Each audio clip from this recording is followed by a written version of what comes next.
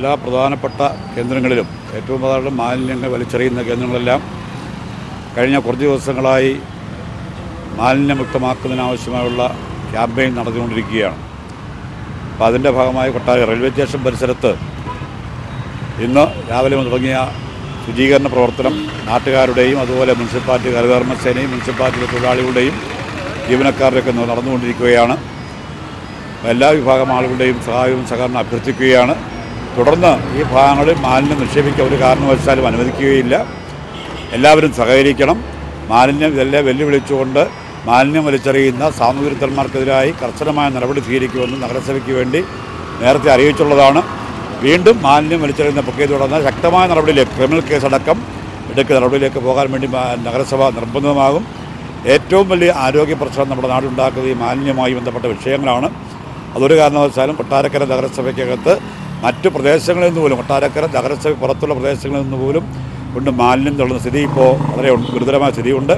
ഇത് അവസാനിപ്പിച്ചേ കഴിയൂ. ഇത് അവസാനിപ്പിക്കുന്നതിനാവശ്യമായ ശക്തമായ നടപടി സ്വീകരിക്കണം. അതിന് എല്ലാവരുടെയും എല്ലാ നാട്ടുകാരുടെയും സഹായവും സഹകരണം ഉണ്ടാകണം അഭ്യർത്ഥിക്കുകയാണ്. മാലിന്യം വലിച്ചെറിമുക്ത ക്യാമ്പയിൻ്റെ ഭാഗമായിട്ട് നമ്മുടെ റെയിൽവേ സ്റ്റേഷൻ ഭാഗങ്ങളിൽ നീലേശ്വര റോഡ്, പിന്നെ നമ്മുടെ റെയിൽവേ സ്റ്റേഷൻ്റെ അവിടെ നിന്ന് ഓവർ ബ്രിഡ്ജിൻ്റെ താഴെ വരെയുള്ള ഭാഗങ്ങളെല്ലാം മാലിന്യം മുകളിൽ കിടന്നതായിരുന്നു.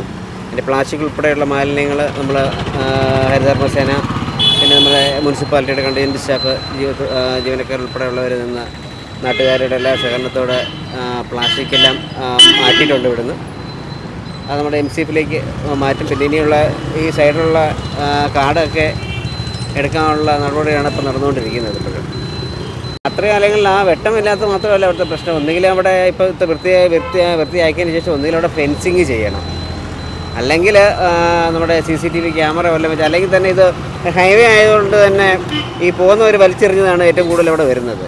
നമ്മുടെ കൊട്ടാരക്കര നഗരസഭയിൽ ഈ പരിധിയിലുള്ളവർ മാത്രമല്ല, അല്ലാതെ ഈ ദൂരം നിന്ന് വരുന്നവരാണ് കൂടുതലും വലിച്ചെറിഞ്ഞ് അവിടെ പ്രശ്നമാക്കുന്നത്. ഇതിപ്പോൾ നമ്മുടെ നഗരസഭയിൽ പുതിയ ചെയർമാൻ കയറിയതിന് ശേഷം രണ്ടാമത്തെ ഒരു പൊതു ശുചീകരണമാണ് നടന്നുകൊണ്ടിരിക്കുന്നത്. നമ്മുടെ റെയിൽവേ സ്റ്റേഷൻ്റെ 2 സൈഡിലും ആൾക്കാരുണ്ടെന്ന് മാലിന്യം വലിച്ചെറിയാണ് നമ്മുടെ ശീലമാണ്. ഈ ശീലം മാറണമെങ്കിൽ ആദ്യം നമ്മൾ സ്ത്രീകൾ ഉൾപ്പെടെ ഉള്ളവർ ഇവിടെ നിന്ന് അത് പിറക്കിയെടുക്കുന്നത് ആരെങ്കിലും കണ്ടു കഴിഞ്ഞാൽ ആ ഒരു നാണക്കേട് ഉണ്ടെങ്കിൽ അത് ഒഴിവാക്കുന്ന പ്രതീക്ഷയിലാണ് ചെയ്യുന്നത്. നമ്മുടെ കൂട്ടത്തിൽ നിൽക്കുന്നവർ പോലും ഈ കൂട്ടത്തിൽ ഇടുന്നവരുണ്ടാവാം. പക്ഷേ അവർക്കൊരു ചെറിയൊരു കുറ്റബോധമെങ്കിലും തോന്നട്ടെ എന്ന് വിചാരിച്ചിട്ടാണ് നമ്മൾ ഉൾപ്പെടെ എല്ലാവരും നിന്ന് ഈ വെയിലത്തൊന്ന് ചെയ്യുന്നത്. നല്ല ചൂടുള്ള സമയമാണ്, ഈ സമയത്ത് ചെയ്യാൻ പാടില്ലാത്തതാണ്. എന്നാലും വേറെ നിവൃത്തിയില്ലാത്തതുകൊണ്ട് നമ്മൾ അത് ചെയ്യുന്നു.